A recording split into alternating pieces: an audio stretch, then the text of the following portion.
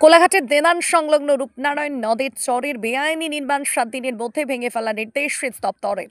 পূর্ব মেদিনীপুর জেলার কোলাঘাট ব্লকের দেনানে রূপনারায়ণ নদের বাঁধ সংলগ্ন চর দখল করে দেনানের কয়েকজন ব্যক্তির রবীন্দ্র নজরুল ভবনের নামে বেআইনি নির্মাণকে ঘিরে এলাকায় ব্যাপক উত্তেজনা লক্ষ্য করা গিয়েছিল।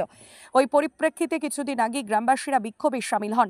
এরপরেই সেচ দপ্তরের দেনান সেকশনের সেকশনাল অফিসার ওই ভবনের সভাপতির নামে এক নোটিশ জারি করে 7 দিনের মধ্যে বেআইনি ওই কাঠামো ভেঙে ফেলার নির্দেশ দিয়েছেন। তা না হলে আইনানুগ ব্যবস্থা গ্রহণ করার কথা বলা হয়েছে ওই নোটিশ। ইতিমধ্যে ওই নোটিশ পেয়ে অভিযুক্তরা নতুন করে কাঠামো তৈরি করা বন্ধ করলেও পুরনো কাঠামো এখনো ভেঙে নেননি। প্রসঙ্গত উল্লেখ্য, পূর্ব মেদিনীপুর জেলার বন্যা ভাঙন প্রতিরোধ কমিটির পক্ষ থেকে 17 মার্চ পূর্ব মেদিনীপুর জেলা শাসক, তমলুকের মহকুমা শাসক, কোলাঘাট ব্লকের উন্নয়ন আধিকারিক ও সেচ দপ্তরের এক্সিকিউটিভ ইঞ্জিনিয়ার ইরিগেশন এসডিওকে অভিযোগ জানানো হয়েছিল।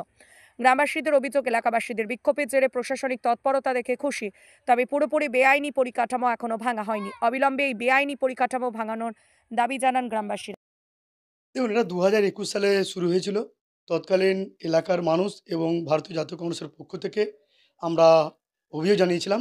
কারণ মুখ্যমন্ত্রী ঘোষণা করেছেন যে সেচ দপ্তরে বা যে কোনো সরকারি জমিতে অবৈধ নির্মাণ তিনি নিষিদ্ধ করেছেন। তারপরে প্রশাসনিক গাফিলতি বলুন আর স্থানীয় কিছু শাসক দলের নেতৃত্বের বল প্রয়োগই বলুন, তারা জোরপূর্বকভাবে এলাকার একাধিক জমিতে, সরকারি জমিতে তারা বেআইনি নির্মাণ করে সেগুলো পার্টির নামে দখল করে পরবর্তীকালে তারা আর্থিক লাভবান হচ্ছে, অর্থাৎ তারা বিক্রি করছে।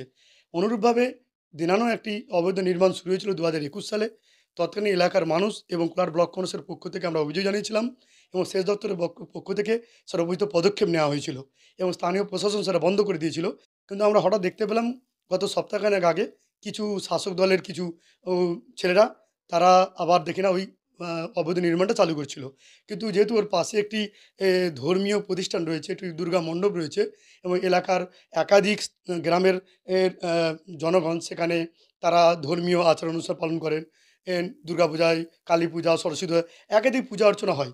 যাতে সম্প্রীতি নষ্ট না হয়, যাতে একটা কোনো কিছুকে কেন্দ্র করে যাতে আমাদের মধ্যে যে সম্প্রীতি যাতে নষ্ট না হয়, তার জন্য আমরা প্রশাসনের কাছে বলেছিলাম যে অবৈধ নির্মাণ বন্ধ করতে হবে এবং এটা বিশেষ করে নজর দিতে হবে। তার কারণ হচ্ছে যেহেতু পাশে একটি ধর্মীয় প্রতিষ্ঠান রয়েছে, তো সেটাকে কেন্দ্র করে যাতে সাম্প্রদায়িক বিভাজন না সৃষ্টি হয়, যাতে ধর্মীয় কোনোভাবেই যেন কারো ধর্মে না আঘাত লাগে, তার জন্য উপযুক্ত পদক্ষেপ নেওয়া হোক।